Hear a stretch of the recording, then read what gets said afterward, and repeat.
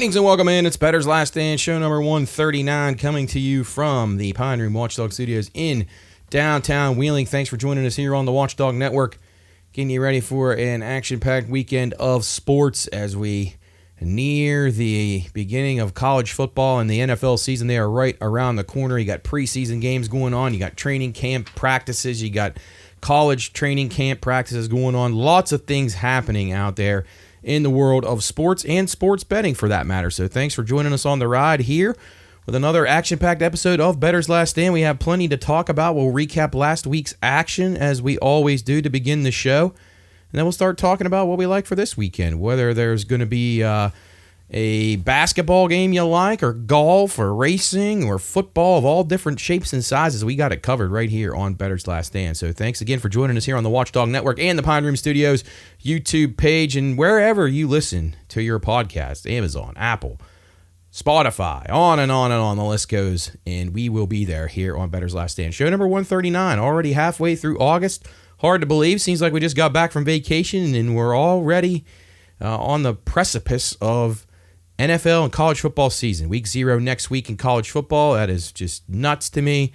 And it's on us quickly. So we've given out tons of picks leading up. Lots of things early on that I had to actually go back and remember that I had given out. BLS_PRP. Go back. You can see them all on there. We list them out after every show and before. A lot of times these shows are even released. So get on there if you want time-sensitive material. Beat everybody else to the punch, BLS_PRP. We were really good in the NFL and futures last year, so we're going to give you some futures in the AFC and NFC East, as well as the Big Ten Conference, our final of the Big Four conferences that we broke down here on the show.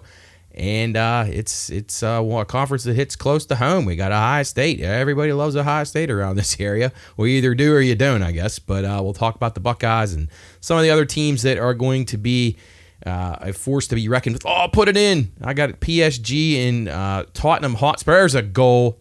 Maybe. Don't be offsides.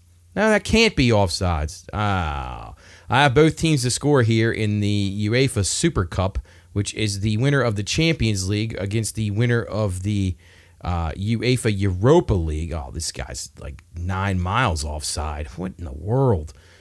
But PSG trails 2-0 to Tottenham Hotspur here early on. Tottenham Hotspur, the new manager. PSG running their goalkeeper out, which is just insane to me after they win the Champions League and look very good all year long.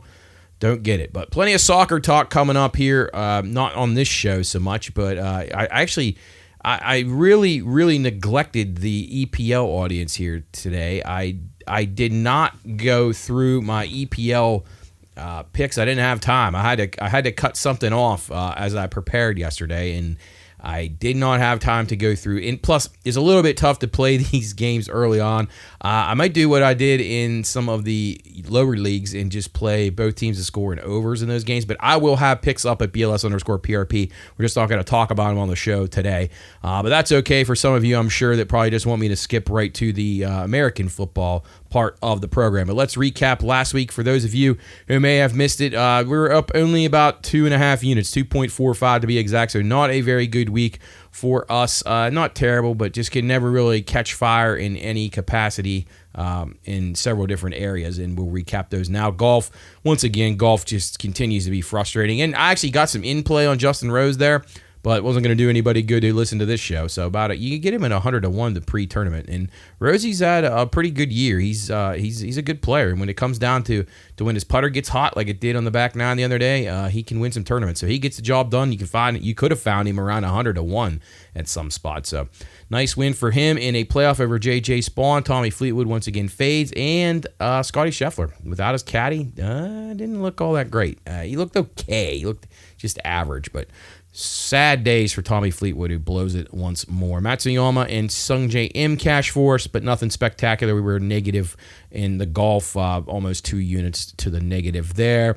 Another winning week in the AFL, though, 10-7. Boy, we started out really good. 6-0, I want to say we were on maybe Saturday.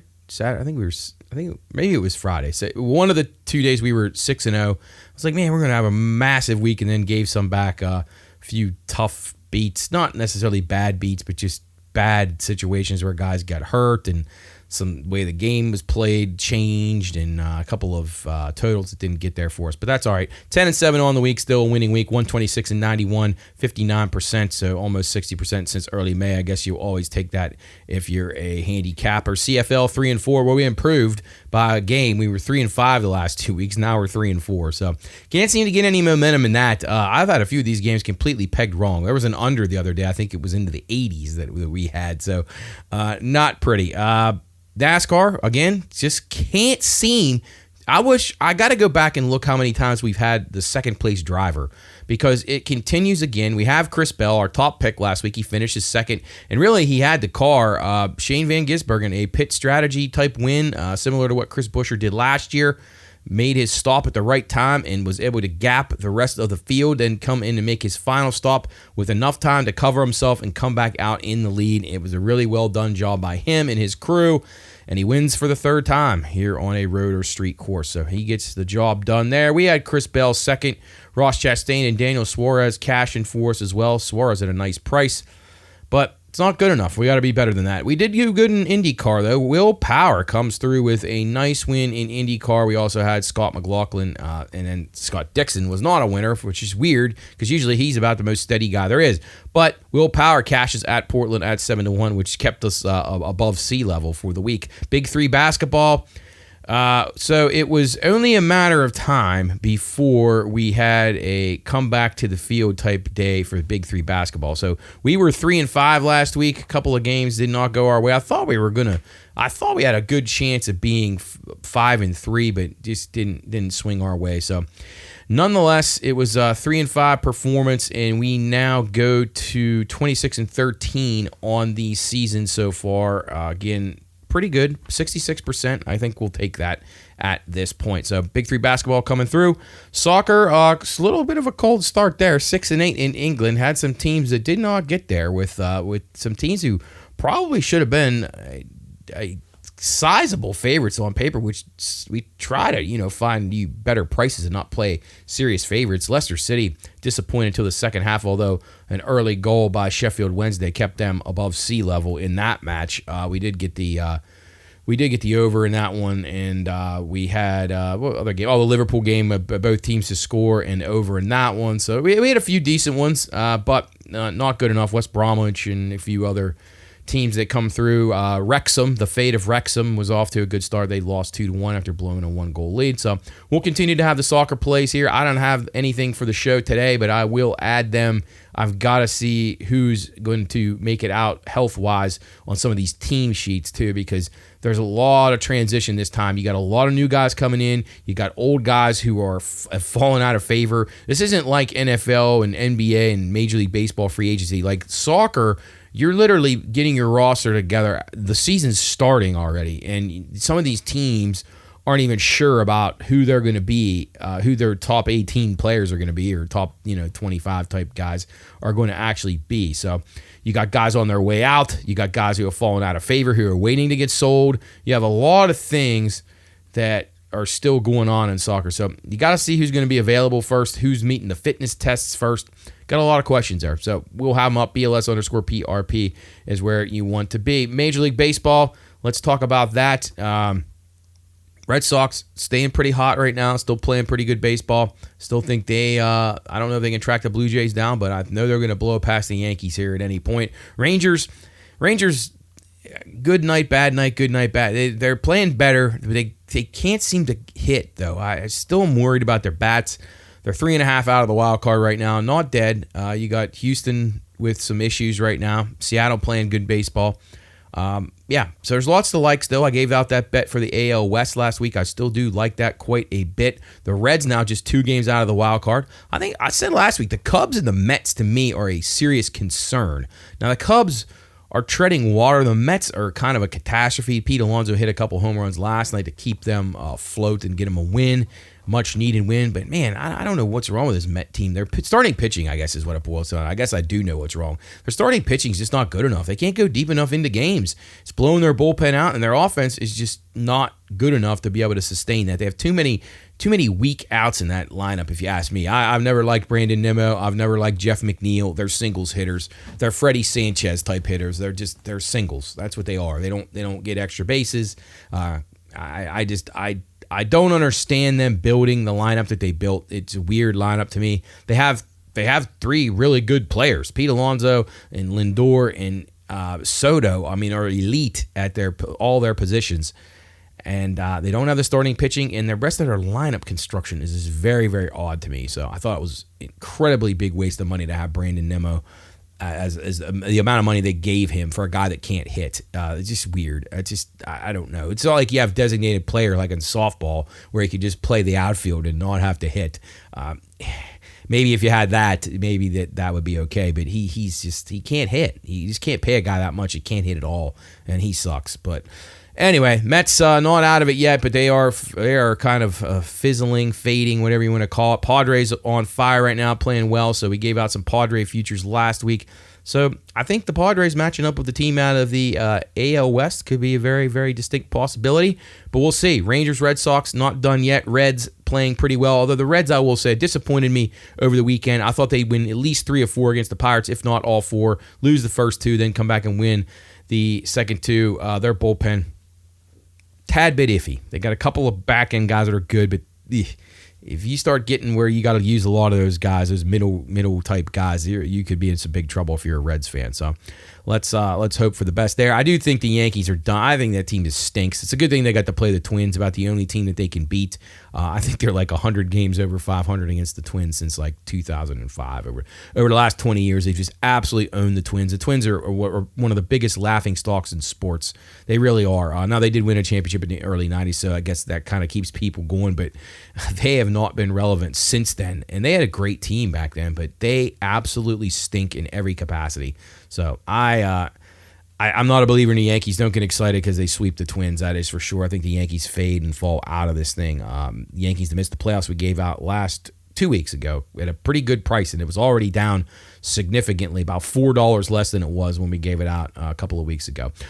Golf. Actually, let's go to basketball next. Mystics, Valkyries, Sparks fighting it out for that final playoff spot. I keep waiting for the Sparks to get that win to get me over the 15.5 hump. It was not good last night. The Fever, man, a bad loss for them against Dallas. And I will say, it's not getting talked about enough, and you're never going to hear it on ESPN because Paige Beckers fits, some of the narratives on that network cares about, and she's getting all this hype. She gets a lot of calls, I tell you what, and she's not even a quarter of the player of Caitlin Clark's caliber, and she's really not even as good as the Sonia Citron. If you ever watch her, Mystics are not a big market team, so you're not going to see a whole lot of the Washington Mystics, but if you saw the game on Sunday, she used and abused Paige Beckers. Her team won the game. She's 2-0 against her, and her stats just dominate her in the one-on-one matchup. Citron is a really good player. I'm not saying Beckers isn't a good player. She's a very good player. Do I think she's an all-time great? Absolutely, not even close. This Citron girl could be one of the future up-and-coming superstars in the league. Just a rookie, and she is just dominating right now. She is very, very good, and if you get a chance to watch the Mystics, watch her play, because she's actually should be the Rookie of the Year right now, but she won't be, because ESPN has already handpicked Paige Beckers as the next person, because they got to find somebody who can outshine Caitlin Clark, and they'll do whatever they can do to be sure that Caitlin Clark gets as much crap as possible and doesn't get the spotlight. So do I hate Paige Beckers? I didn't say that, but I'm not a fan. I was never massively impressed with her at UConn. Again, she's not even in the top 15, 20 players that UConn's ever had, ever. Good player, not great. But Citron should be the Rookie of the Year, but I'm pretty sure she will not be. That league is a mess in every way, shape, and form. But the Mystics playing a little bit better the last week. They got a shot at the playoffs. Valkyries, not as good, not as sharp. Sparks, back and forth. So fighting it out for that last playoff spot, it's going to be very interesting, as the Aces have now corrected themselves and seem to be comfortably into the playoffs. Big Three basketball, as we said last week, 3-5. 26-13 for the season. I got a couple plays here. They're in the semifinals, so there's only 2 games this week. It's the LA Riot and the Chicago Triplets. It'll be the Triplets -1.5, the total 96.5. These games at American Airlines Arena in Dallas, Texas. This is the Final Four. Next week will be the final. The 2 teams who win on Saturday will be in the final next week. The Riot won this game by 20 early in the season, but it's very early on. Chicago, a lot better. Montrezl Harrell coming into the team has been a massive lift after he got done playing in the TBT. This dude's going to be really tough to stop. Los Angeles got lucky last week. We played against him. We play against Dwight Howard. It's too predictable. He can't make free throws. He can't finish plays. He seems out of shape. But they just keep force-feeding him the ball. I know he's the face of the franchise, so I think it was important. They got some questionably good calls in that game to get them over the hump to make the playoffs. But I'm not a Riot guy. I think Chicago Triplets get the job done. -1.5, and we'll go under 96.5. I think the Triplets win this by about probably something like 50-44, 50-43, something like that. I think that will be the final score. So we'll go with the Triplets in game number 1. Game 2 is the Miami 305 and the Dallas Power. Miami -1.5 with Michael Beasley. 96.5 is the total. Dallas Power, coached by Nancy Lieberman. They got Glenn Rice Jr. They have Greg Monroe. And then TJ Klein, who's a perfectly prototypical type 3-on-3 player. Does a little bit of everything well. And is kind of a glue guy for that team. And I like Dallas in this game. I think they'll catch in 1.5. I think they win the game outright. They won by 3 in the regular season against Miami. Beasley's been very good, though, I will say. He could be the MVP at this point.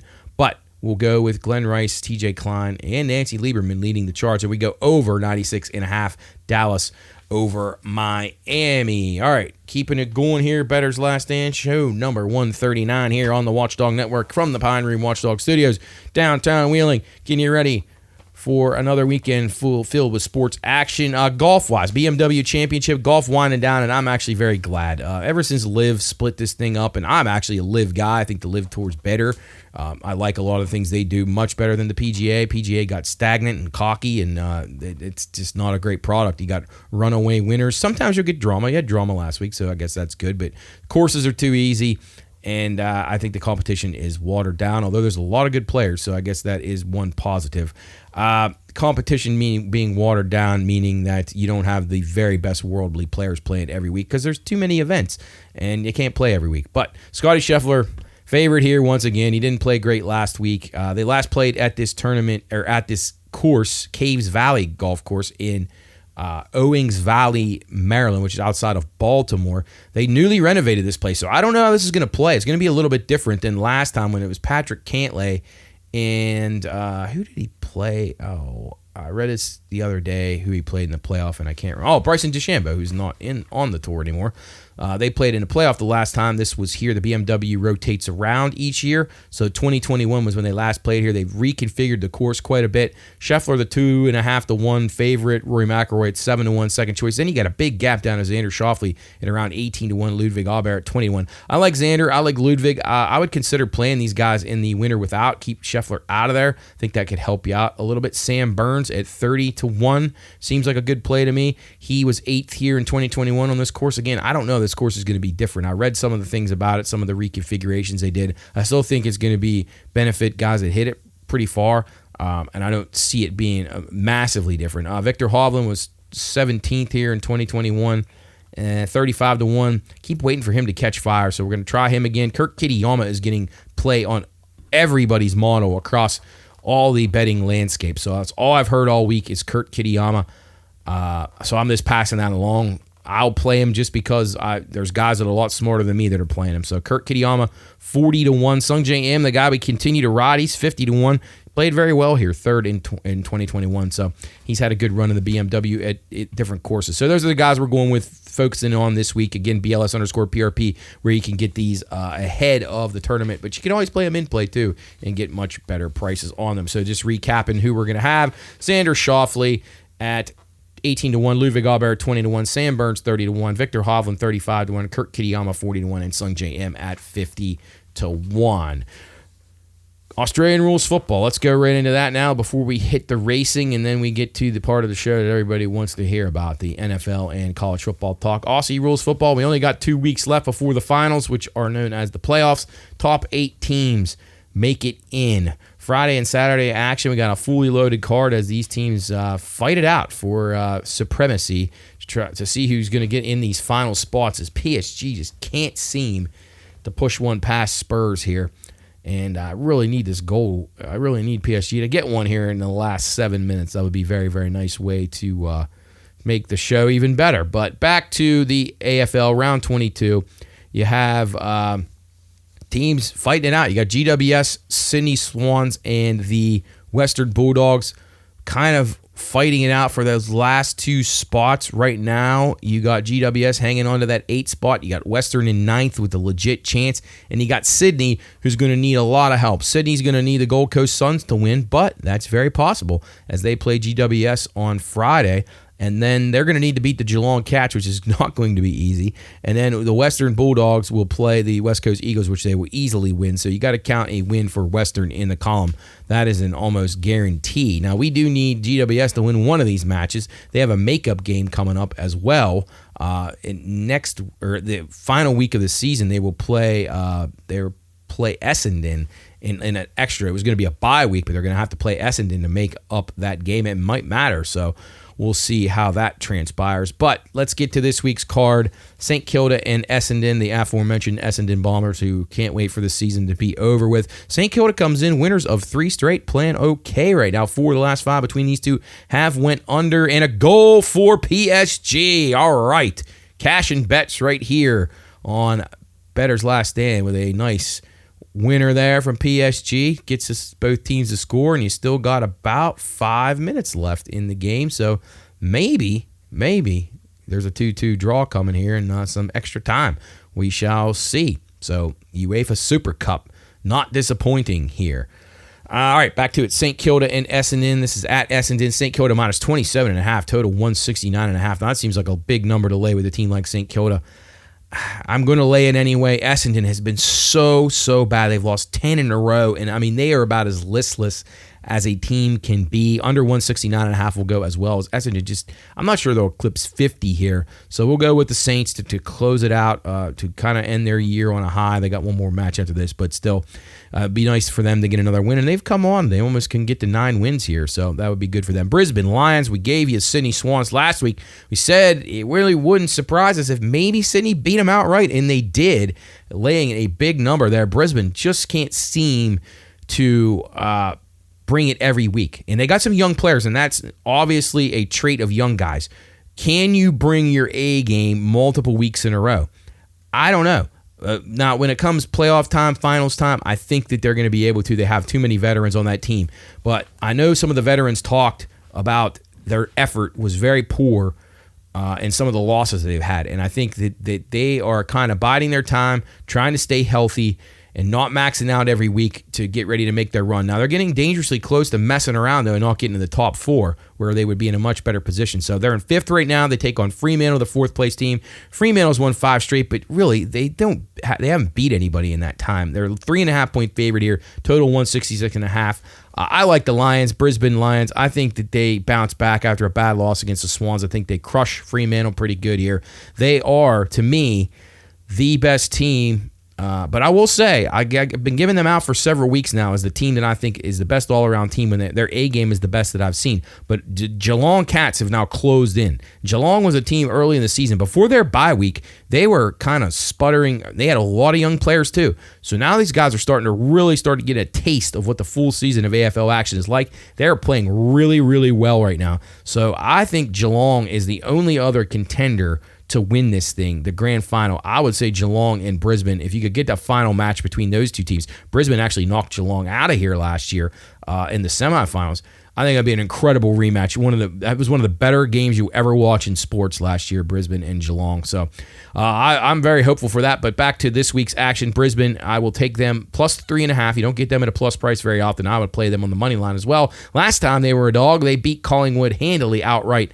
That game was an under game, but Collingwood is banged up. This game, I think, will be an over game. Fremantle will score a little bit, but Brisbane will score more. So we get Lions and over. GWS in a big game against Gold Coast. Now, Gold Coast is the favorite here, 15.5 points at home, 177.5 is the total. GWS needs this game really badly, but Gold Coast needs it too. They're positioning, and if they mess around here, they could find themselves if things broke correctly, they might fall out of here. I don't think they can lose next week, but you never know. You don't want to leave it to chance. Weird things can happen, and you really just don't know. So I like the Gold Coast Suns here. I think they win the game 15.5 points. I will lay that. We'll go over 177.5. GWS, very hit or miss for me. I don't know how great they are. They're a playoff team for sure, but can they play well enough to win at Gold Coast? I don't think so. Port Adelaide at Carlton. Carlton minus 12.5, 172.5 is the total. I will say Port Adelaide gave a really good effort last week against Freo. I thought they were going to beat them. They covered the spread. I was not expecting that. I expected them to give up, but they didn't. Some of their veterans really pulled the team together, and they played really hard, and they had a really good chance. Carlton just shows me nothing. They're another team just listless, just nothing. Feeble Carlton. I will go with Port Adelaide plus the 12.5. They could win this match. 172.5 is the total. We'll go under in that one. Melbourne at Hawthorn. Hawthorn minus 22.5. 164.5 is the total. Hawthorn, a big win against banged up Collingwood last week, and they're pretty good at home. So I will take Hawthorn, lay the points. Melbourne Demons, they're really, really bad. So we'll go under 164.5. Don't think they'll score very much. Collingwood, as we just talked about, off a really, really bad loss, but they are getting healthy. They're at the number one team in the ladder. That's the Adelaide Crows. The Crows lay 16.5 here on Saturday morning. 165.5 is the total.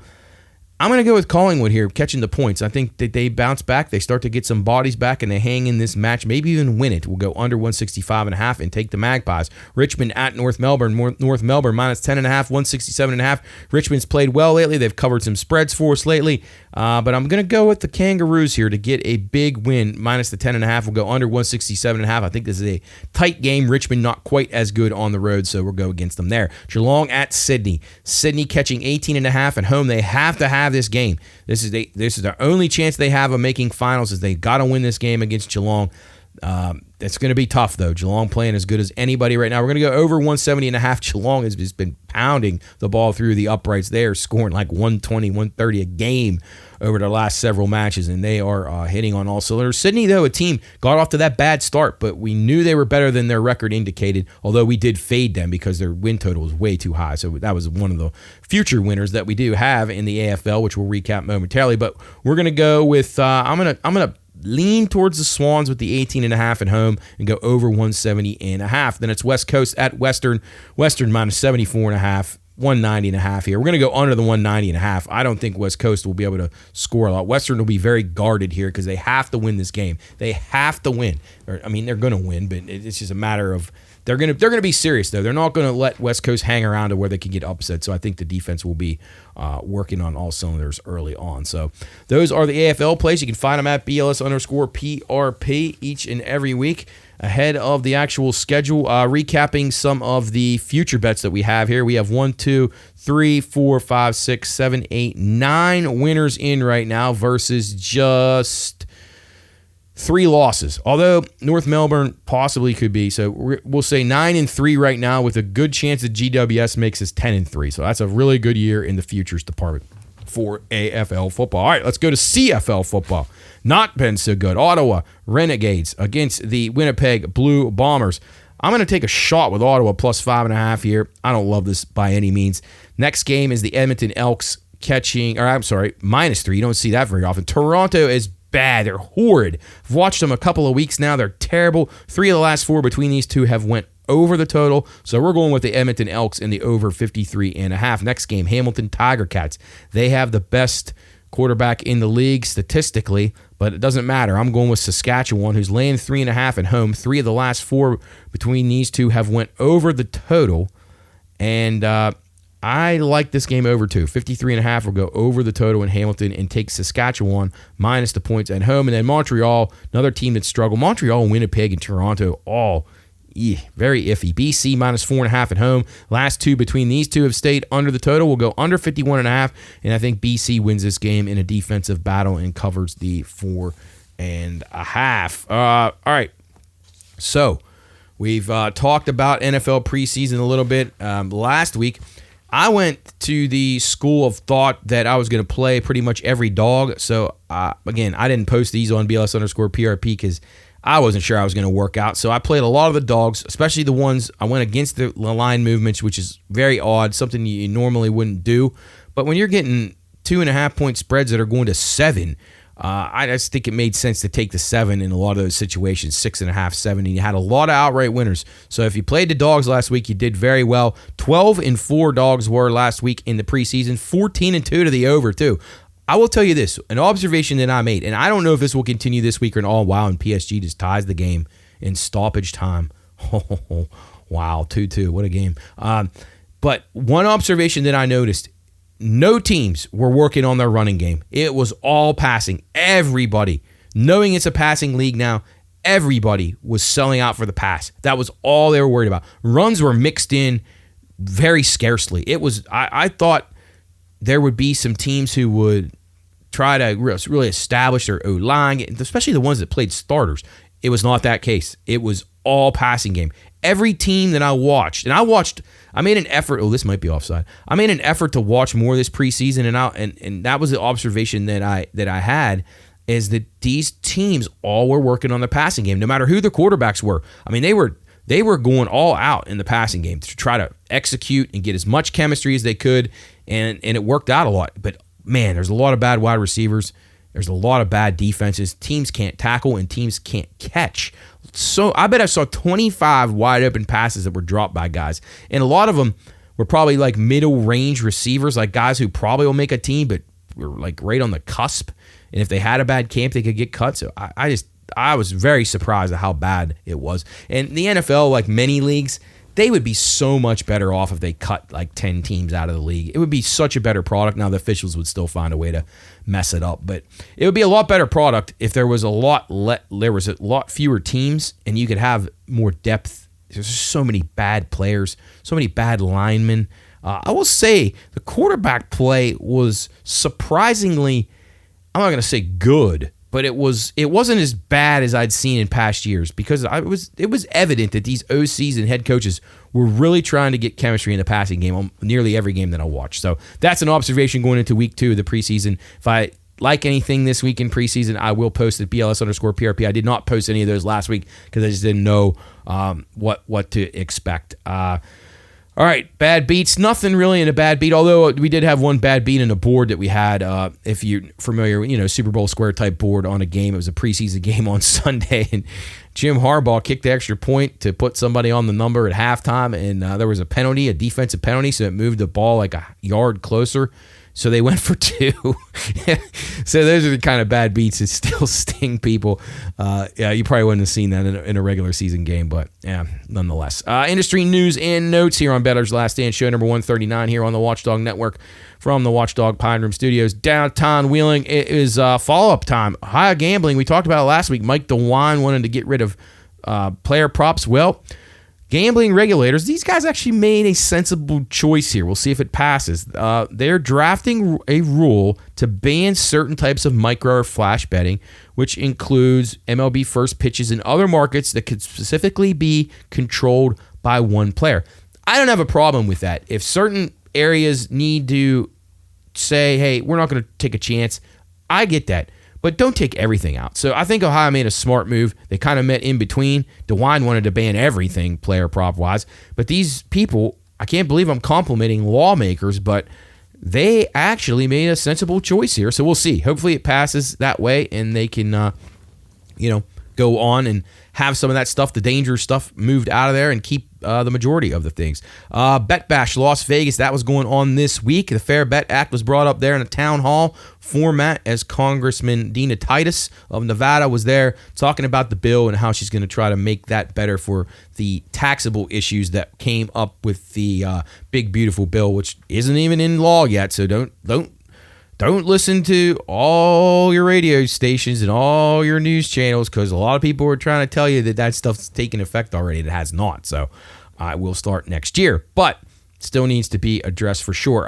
Oklahoma quarterback John Mateer denies he ever made sports bets after someone screenshotted transaction descriptions from his Venmo account. Now, I can firsthand tell you, I've done Venmo. I'm sure most of you have. There's so many times where I'll read what someone sent me via money, whether they're exchanging, whether I owed them, they owed me. There's a lot of joking around going on in the descriptions of these things. If I had a dime for every time I saw somebody that I knew put hookers in below, on the description for the Venmo transactions, I'd have probably enough money to at least buy a pizza. But it's very common for people to goof around here. So maybe Mateer is being honest. To me, this is a non-story. He didn't do anything that he was involved in. Give the kid a break. And again, people that are going out and screenshotting Venmo, I mean, geez, that's just as low can get. It's not like he was saying that now when he's playing in games. It's like when he was not even legal age to bet anyway. So I don't think there was any there. He may have had side bets with a buddy or something. Not legit. Not even a story. Now, what is a story is Shohei Ohtani is back in the news again. And I will tell you, I've had a bad feeling about this guy since the beginning. Something isn't adding up here. It reminds me of Yannick Sinner. It reminds me of Iga Swiatek. Something's not kosher about Shohei Ohtani's game. Not his game on the field, his game off the field. He might be the best baseball player ever, so I have to have that as a caveat. He might be.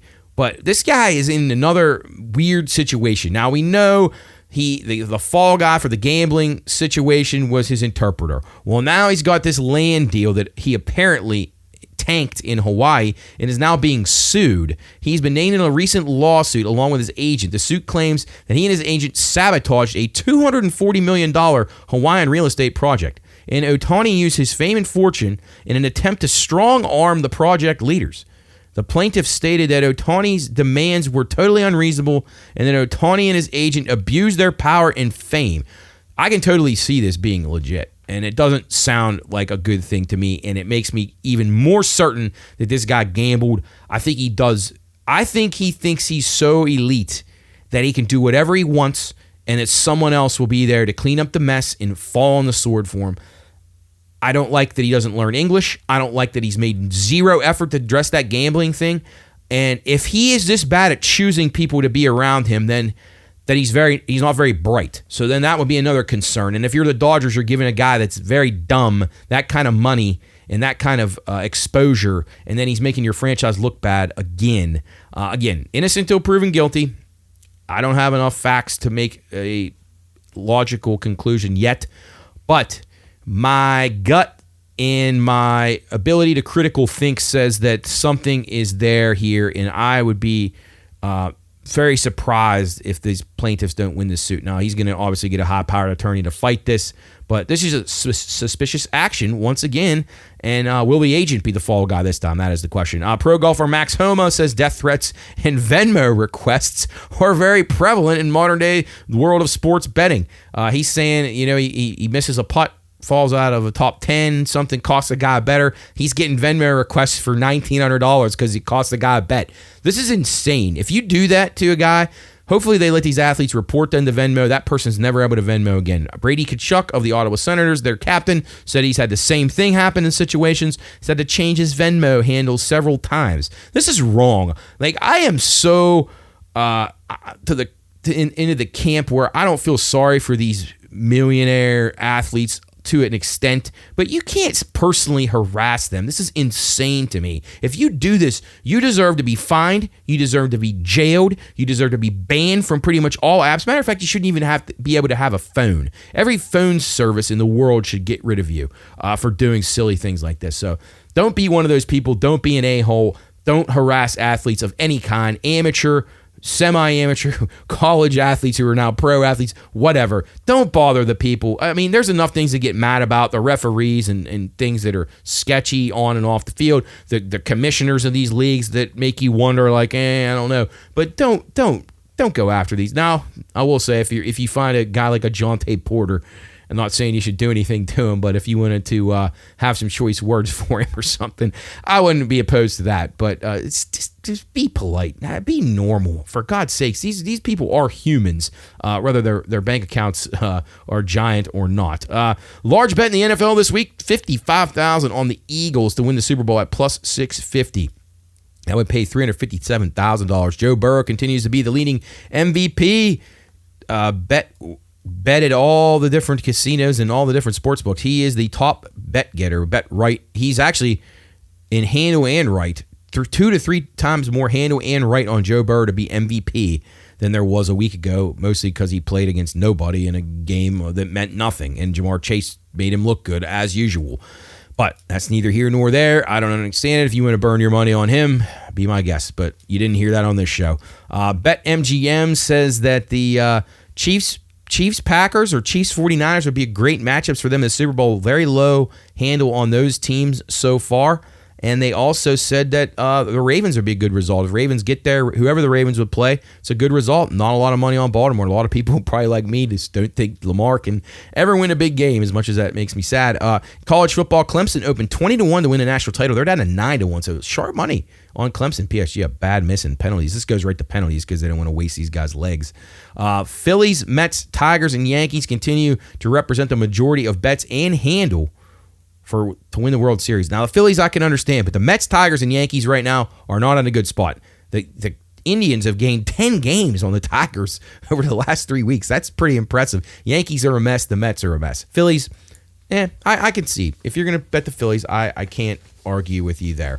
All right, before we get to football, we got a little bit of racing to talk about. We only have one race, so it won't be a ton on that. Recapping the IndyCar race at Portland last week. It was Will Power getting it done for us at 7-1, so you gotta like that. We'll take the winner and got us into the positive last week. Thank goodness. Cookout 400 at Richmond, but first let's talk about last week's SVG performance. He gets the job done at Watkins Glen. We had Chris Bell. He ran very, very well. We had Daniel Suarez in the top 10. We had Ross Chastain in the top 10, so not bad. But we're to Richmond now. This is a night race on Saturday night, so let's keep that in mind. You got some really good drivers here. You got Denny Hamlin, the favorite. He's 3.5-1. That is way too short of a price. Austin Dillon actually won this race last year. He only led 35 laps, but got the strategy that he needed to get himself a victory and get himself into the playoff. Denny Hamlin won this 2 years ago. This is one of his home tracks. He is from Virginia, so he is always very formidable here. A couple of years ago, Martin Truex had one of the most locked-in cars you ever see. He led 228 laps. Also, Kyle Larson has had some success leading laps here in the past. He's led 122 last year and 144 the year before that. He is the third choice at 9-1. Chris Bell, the second choice at 4-1. William Byron also at 9-1. So Richmond's a very, very driver's track. So you got Chris Bell, the best average finish ever at Richmond. He's ran 9 races. He's got 9 top 20s, which shouldn't be very hard for his caliber. His car alone should get him there. 7 top 10s, 4 top 5s. That's really impressive. Followed by Kyle Busch, who's had a ton of starts here, 38. He's got 6 wins, 19 top 5s. He's been all right lately, but I don't know. Can't go there. 36 starts for Denny Hamlin. He's got 5 wins, 20 top 5s. Then you get down to a guy like Josh Berry. Started here 3 times, a top 5 and a top 10. So I think he could be live. He's going to be a guy I'm going to be looking at a decent price of around 30-1. Joey Logano has been very good here before. He's got 2 wins, 14 top 5s. You can find Logano around 10 or 11-1. Brad Keselowski has to have this race. This is really, he's got 2 weeks left and 2 tracks he could win at. He's won at Richmond before twice, and then he's got Daytona next week. He's got to win one of those again in the playoffs. Keselowski will be all out here. I'll be on him at around 19-1. Alex Bowman, he's won here before. He's 40-1. He's been racing very well over the last few weeks, road courses and ovals. Alex Bowman's been solid, so we'll go with Bowman. Chris Buescher, 3rd last week, starting to get his momentum together. He's around 30-1. We'll take a shot with him. Hamlin and Bell just too short of prices. I can see them both contending. Ross Chastain, another guy that I like. I think he's a serious contender to hang in here, and he's had 12 starts here. He's got 3 top 10s and 2 top 5s, so solid work out of Ross Chastain at 25-1. Chase Briscoe, I'm curious to see if they could get the car that Martin Truex had set up. His team, Chase Briscoe is in that car now. Truex has had some really incredible runs here at Richmond. Could Briscoe get it done here at 15-1? I don't know. I got a question by him. I'm not sure I'm going to pull the trigger. It's a little low of a price, but we'll take a shot. And Daniel Suarez is our biggest long shot of the week. He's 125-1. The guy ran very well last week. This is another driver's track. He's run very well at Richmond. And if you like Richmond, you're going to run well at Richmond. If you don't like it, you'll probably never run well there. Suarez likes it. It used to be when he would shift a lot, when they had a manual shifts. It was really, really good for a guy like Suarez, who's a great shifter. But with the tap shifting now, maybe not as big an advantage. He's still very good, though. So Daniel Suarez we will be using here at Richmond. So Ross Chastain, Chase Briscoe, Alex Bowman, Joey Logano, Chris Buescher, Brad Keselowski, Josh Berry, and Daniel Suarez for the Cookout 400 at Richmond on Saturday night. All right, Bettor's Last Stand, show number 139. here from the Pine Room Watchdog Studios. Let's talk some football. It's what everybody wants to get to here. American tackle football. And we started off in the Big Ten. You hear a lot of Big Ten talk here on this network each and every week, whether it's the Sports Huddle, whether it's our guys, whether it's Shane and Bob and Bear, or even Shane and Bob talking about Ohio State and the Big Ten, and you hear a lot of it here on the Watchdog Network. Don't forget, Watchdog Network, your home for high school football. John Marshall, Wheeling Park, and Central live right here on the Watchdog Network. You're going to want to have watchdognetwork.com bookmarked on every device that you have, or saved, or tabbed, or however you want to do it on your home screen of your iPhone. Get it there, watchdognetwork.com. You also got WVU football right here on the Watchdog Network. All right. Let's go. It's the Big Ten. Started off with Ohio State. Ohio State, a team that really needs no introduction. They win the national championship last year. They have several guys gone, but they also have two probably top 10, 15 players for NFL draft purposes, in Caleb Downs, the safety, and Jeremiah Smith, the wide receiver. Two new coordinators, though. Brian Hartline takes over the offense. Matt Patricia, Matt Patricia, Mr. Pencil from the Belichick defensive coordinator days for New England. He will be leading the defense. Julian Sayin looks like he will be the starter at quarterback. Of course, my cousin Nate plays on this team, and hopefully he's going to have a serious role in the offense. I'm sure he will at some point, just being a freshman, but I imagine he's going to have some packages where he will get some experience early on. I think this should be a good team, and talking to Nate a few weeks ago, he was very impressed with Julian Sayin's command of the huddle and that leadership type quality that he had, but he felt like either quarterback that they choose would be good, but he really was impressed with Julian quite a bit. Defense, their DC goes to Penn State, so you don't know what to think. I don't know. Matt Patricia, he's really not been as great as he once looked, but we shall see. Two of their toughest three games are at home. They get Texas at home. They get Penn State at home. They do got to go to Michigan at the end of the year, which has been a house of horrors for them. It actually wasn't even any better at home. So I feel like the Buckeyes win 10 games here minimum. They got Grambling, Ohio, Washington. I mean, these are games they're going to win. They're going to beat Minnesota at home. At Illinois, I'm not an Illinois guy, as you'll hear about later. At Wisconsin, doesn't scare you at all. Purdue's going to be awful. UCLA stinks. Rutgers stink. I mean, very, very manageable schedule. They really only have three possible games that they could lose outside of Illinois or Wisconsin. I don't know how good those teams will be. And PSG comes all the way back from 2-0, down 2-0 very late to win the UEFA Super Cup. Next team to talk about is my pick to win this league. It'll be Penn State, plus 230. I think Penn State is a team that, if it's not this year, it'll never be. James Franklin, one of the worst big game coaches ever, but I feel like he's got such a good team here. He really is going to have to mess this up for them not to make the Big Ten championship and make the playoff. Obviously, I don't see how they don't do that. And this is a team that's actually better than their team last year. Remember, we were very high on them in the playoff, and they almost got to the final. Just some late game shenanigans cost them in the semifinal game. But Penn State, a very good showing last year, and they're even better this year. Now, I know they lose Abdul Carter. I mean, that's a big loss, but this defense is like an NFL caliber defense. It's got a lot back, and I really do think Penn State should be 7-0 going into Ohio State. I do. I think they'll be 7-0, and Ohio State will probably be 1, 2, 3. Yeah, they're probably going to be about 7-0 too. So good chance there's a clash of unbeatens there on November 1st.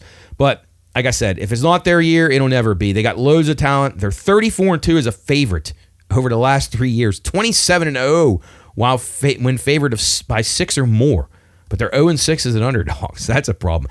Katron Allen and Nicholas Singleton, these are the two best running backs in the country. That is the best backfield. These are NFL-type backs. I have not seen a college backfield this good, in my opinion, since Ronnie Brown and Cadillac Williams. And say what you want about their pro careers, they were incredibly good in college, and these two dudes are incredibly good. I think they are going to really have massive years. Drew Aller's back at quarterback. A lot of people down on him, but his wide receivers last year stunk. He had a great tight end in Tyler Warren. He will have to replace that. But they brought in a lot of wide receivers from better teams, and I think that will help them quite a bit. Again, the defense should be awesome. 7-0 going into Ohio State, very, very likely. I think this team wins 11 games. I am going over 10.5. That seems way too easy to me. I really don't think that there is a losable game other than Ohio State on this team's schedule. They don't have to play Michigan. They don't play USC or Illinois. Not that I'm that worried about either one of those teams, but they're considered to be pretty good teams. So Penn State over all the way, and Penn State Nittany Lions to win the league.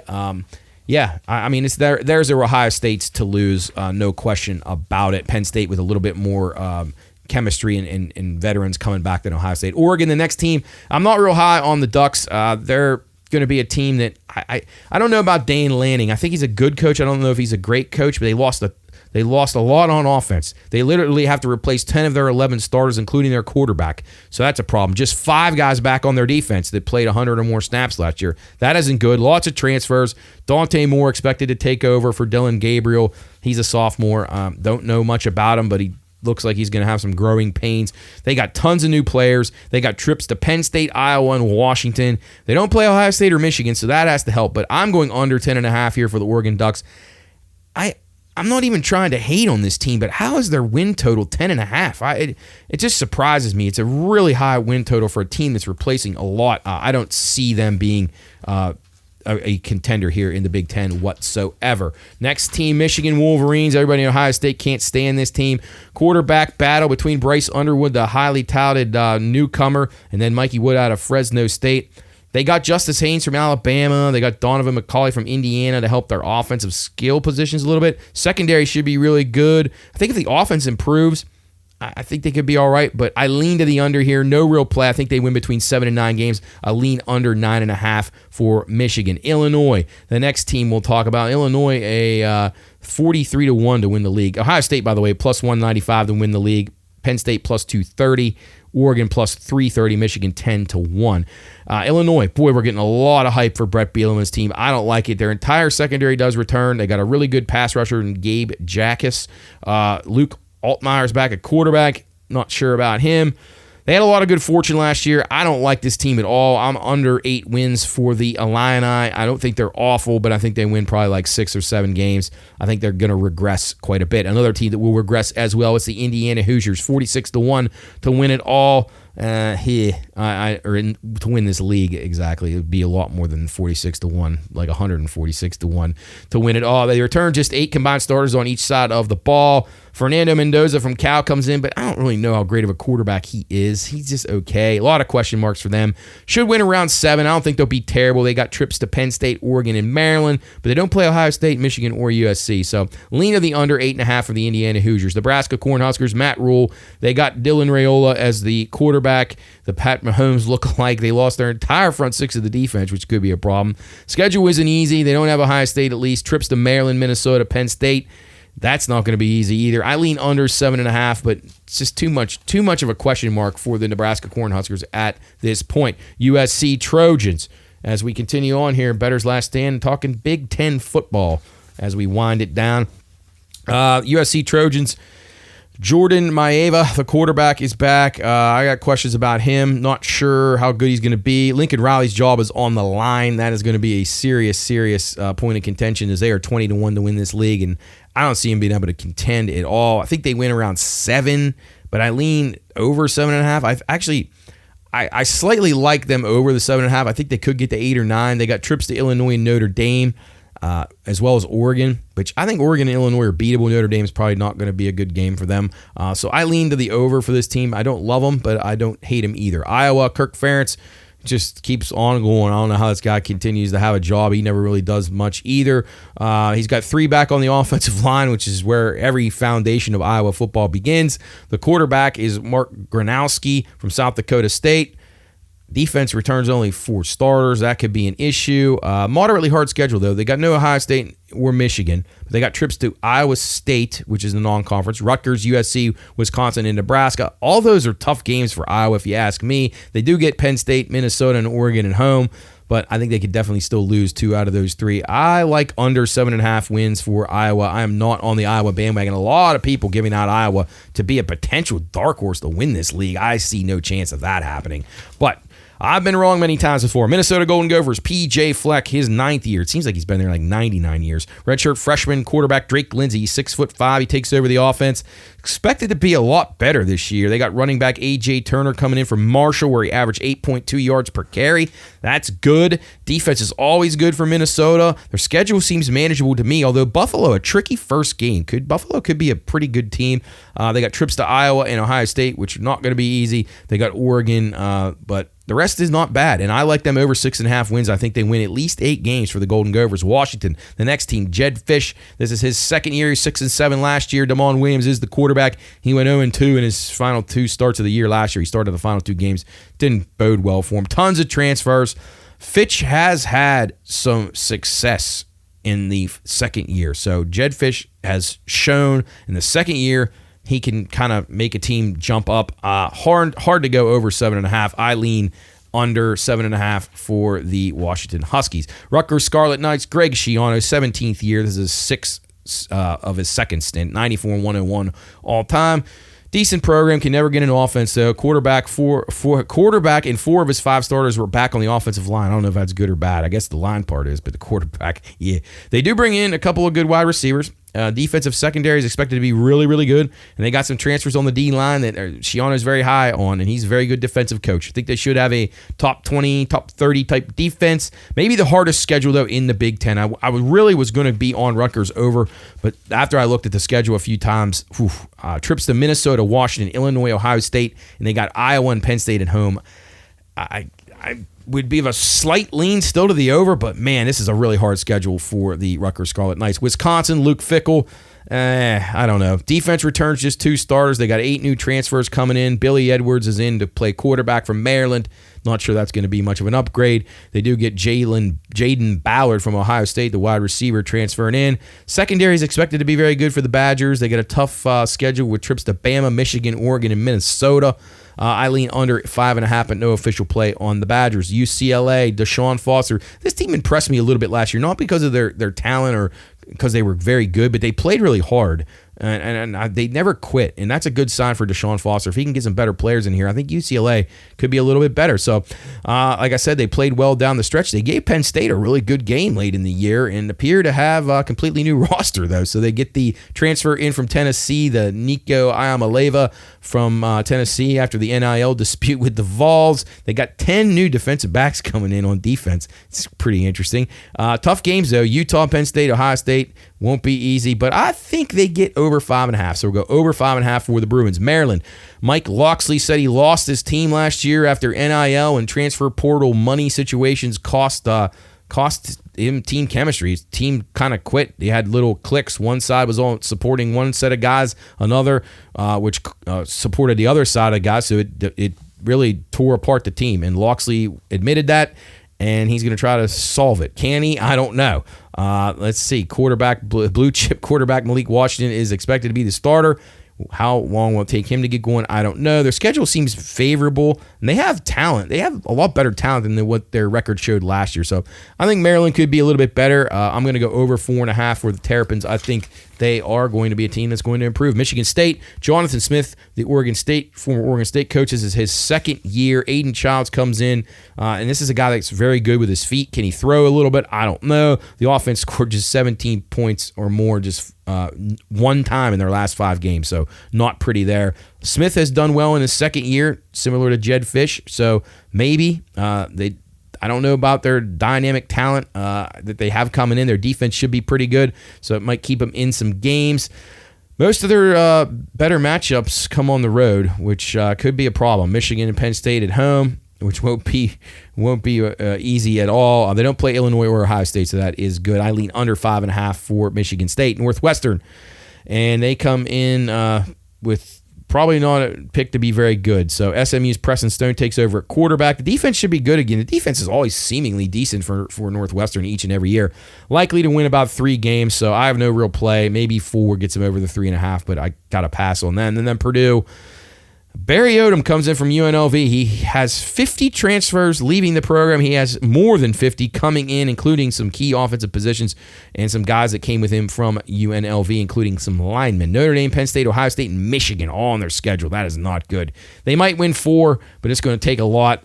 No play on the Boilermakers. So once again, Penn State, my top play there. I'll have all the win totals and the bets that I like on BLS_PRP, so be sure and check those out. And then finally here on Bettor's Last Stand, we'll go through the Eastern divisions of the NFL. We'll start in the NFC today. And I didn't really have a lot that I liked in this in either one of these divisions. A little bit of an opinion, but the NFC East is going to be tricky.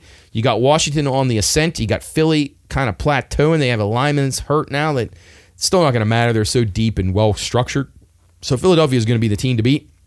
Got Dallas with a potentially scary offense. Got the Giants with a great defense. So that's all the things you got to try to weigh in here. I think Philadelphia probably wins around 10 games. I would go under 11.5, though, with them, as they have a very, very tough schedule. Dallas, KC, Rams, Tampa to start.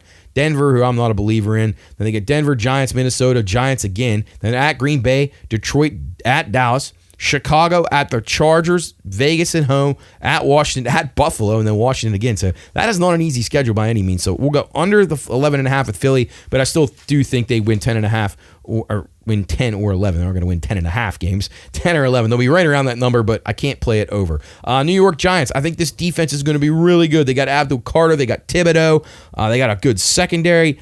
Will their offense be anything? Russell Wilson, I don't think he'll be terrible. I think he'll manage the ball pretty well. Malik Neighbors, I think, is going to have a massive year. I'm going over 7.5 touchdowns for him. He didn't have a receiver like this for the Steelers. Malik Neighbors is so much better than George Pickens, being Russell Wilson, that is. I think he's going to have an incredible year. He was really good last year as a rookie. So we're going to go Neighbors over 7.5 touchdowns. We're going to go over 1,150 receiving yards for Malik Neighbors. I think he is as good as it gets for the young group of receivers. I lean over 5.5 here with the Giants. Their schedule's manageable. I think that defense is going to keep them in games. I don't love this team. I'm not sure about Brian Daboll. I'm not sure about Jackson Dart. To me, didn't look great the other day in the preseason. But something tells me the Giants with that defense are going to be in a lot more games, and especially in the division where they'll know the opponents pretty well. Dallas, always a train wreck. Micah Parsons, they got to get him in there. This is all over for them. Offensively, I think they're going to be loaded, and I think Prescott could have, 4,800 yards of passing. I mean, he could be that good if he stays healthy. I do like them over the 8.5. I was looking for some Jaden Blue numbers, the running back, for some receiving and some other things. I can't find them anywhere, so going to keep hunting around for those. I may add that later, but I think he's going to be an important part of that offense. I like the over 8.5 here for Dallas, but that's got to be if Michael Parsons comes back. If not, it could be a big problem.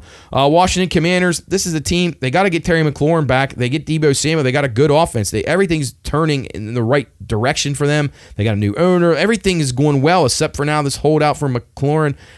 Defense is getting better. Dan Quinn's a good defensive coach. I think this team wins right around 9 or 10 games. I'm going to pass on anything official because I don't love anything here with them. But I think they're going to be good. Can they win this division? I don't know. I don't know who I'm going to pick in this division. I'm leaning towards picking Dallas, if you can believe that. Washington, I feel like, will have a small regression. Philly, same. So maybe Dallas can swoop in and win this with 10 wins and just have some division tiebreakers. So lean to Dallas to win the division, but no real strong pick there.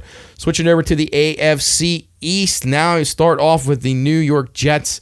Jets win total 5.5. 100-1 to win the AFC, 18-1 to win the East. This team is going to be awful. We're going under 6 wins. I did find a flat 6 out there, so if you can find that, or 6.5, even better, go under it. Matter of fact, I'd probably play him under 5.5 too. I do like Breece Hall's receiving yards over 350.5. I do like that. I think he'll be a dump-off target of Justin Fields, because Justin Fields, just face it, he's not going to throw the ball down the field. You saw him do it last year in Pittsburgh at the Bears. He's going to just keep dumping it short because he's not going to be able to go through his progressions enough. He's either going to run or he's going to dump it to a back. And Breece Hall will be that guy. I like over 350.5 yards. I like under 6.5 wins. Fields can't play. He's just not an NFL quarterback. Anthony Richards is not an NFL quarterback. We can go on and on and on with these guys with the great athletes with the big arms, cannot play quarterback, and Justin Fields is one of them. So under on the Jets as a team, but over on Breece Hall receiving yards. Next team, Buffalo Bills. Everybody picked the Buffalo Bills. In the VSiN magazine I read, 26 out of 26 people picked them to win this division. I can't go against it. They're minus 260 for a reason. They got the best quarterback in the league with Josh Allen, at least as far as what he means to his team. I'd still take Mahomes in the bigger game. But as far as MVP, what it means to my team if I'm not there, the Bills are like a 3-win team without Josh Allen. He's as good as it gets. He could be an MVP again this year. I think their schedule is very easy. I like them over 11.5, so I don't see any reason why they won't win this division, barring Josh Allen injury. Is their offense good enough? James Cook signed a contract. I'm not a James Cook guy. I think he's very overrated. I think he's a plug-and-play guy. There could be 10 other backs just as good as him. Wide receiver is a concern every year for Buffalo. I don't think they have the horses once again this year. So that's a problem. And their 2 tight ends, they just, like Kincaid, how many years are going to hear about Knox and Kincaid? 2-headed monster. Those guys are both just average. They're not athletic. They're like Herman Munster running routes out there. I'm not impressed with either one of them, but Josh Allen makes all these players relevant, and he keeps the Bills in every single game. So we'll go over 11.5 in the Bills to win the East Division. Next team, the New England Patriots. New England, Mike Vrabel comes in. They got a really good defense, and their offense looked pretty good. I am very high on Drake May, as you know. I can't believe I'm saying that because I did not like him out of the draft. Done a complete reversal on this guy. He impressed me last year with his toughness. I think he can be very good. I love him over 2.5 rushing touchdowns. We gave that out months ago on here. I think that's an absolute lock, stock, and barrel winner, assuming he doesn't get hurt. I think they'll win right around 8 games. Not prepared to go over the 8.5, but if I had to go one way, I would probably go over 8.5, but I don't love it. I think New England's going to be a very competitive team. There's going to be some weeks they're going to look very good. Some other weeks they're going to look a little iffy, but that's kind of what happens with a young team. But Mike Vrabel knows how to navigate that, and I think they'll be a relevant team knocking on the door of a playoff spot. A team that probably won't be is the Miami Dolphins. Mike McDaniel, this guy, oh geez, how am I forgetting this guy's name? If the Bengals head coach, why can't I think of his name right now? Well, I guess he's that irrelevant for me, but it was Taylor, Zach Taylor. If Taylor doesn't get fired first, it will be Mike McDaniel. This team going nowhere. Tyreek Hill's mouthing off again. Tua's ready to run him out of there. I think Tua's still a decent player. He gets hurt a lot, but when he's out there, like their offense puts up points. It's their defense that stinks, and they don't know how to win big games, and that's a problem. But that starts at the very top with Mike McDaniel. No play on them. 8.5 too high. I would go under, but a lot of sharp guys on this team somehow. So if you can keep Tua upright, no reason why they couldn't win 9. Because you're getting, got the Jets in that division. It could be beatable. New England's not. I think they're going to be better, but a manageable schedule. Then you get Indianapolis. When you start seeing Indianapolis, the Falcons and the Saints on your schedule, the Jets 2 times. I mean, that's got to make you feel like you'll win 6 or 7 at least, and maybe they could get to 9. But no real play on the Dolphins. I think they could be in a bit of trouble this year. But that's the rundown of the AFC and NFC Eastern divisions. Again, BLS_PRP will have all the picks for you each and every week here on the show. Everything we give out before and after the show, and we'll be at BLS_PRP. So be sure and follow us there. Follow us at the Pine Room Studios on our YouTube page, on all of our social media at the Pine Room Studios, at watchdognetwork.com. Get on over there and get ready for that. High school football, college football, pro football talk, all right here on the Watchdog Network. That's going to do it for us here on show number 139. We'll be back next week to talk about, let's see, what divisions are we doing in the NFL next week? We are doing, I guess it's the final divisions. We've done everything. So it's the AFC and NFC North. We'll talk Steelers, we'll talk Ravens, and we'll talk that daunting NFC North division next week here on the show. College football, we'll have picks for week 0. I gave some of those out already, so we'll recap those, some of the early picks that we gave out for week 0 and early week 1 action. So check out BLS_PRP. We'll recap those again next week. We'll add some soccer plays to the portfolio and get you ready for the NFL and maybe even some fantasy talk here in the next couple of weeks as you get ready for your fantasy draft. Again, follow us, BLS_PRP. Give us a call on the Pine Room Watchdog Radio Show each and every Tuesday and Friday. We got Football Fridays starting up here soon. So if you want something you want to hear us talk about or break down more, please feel free to reach out. Let us know what you're thinking. All right, till next week. It's Matt saying so long for the Pine Room Watchdog Studios here on the Watchdog Network. Have a wonderful weekend. Best of luck in your wagering, and we'll see you next week here on Bettor's Last Stand right here on the Watchdog Network.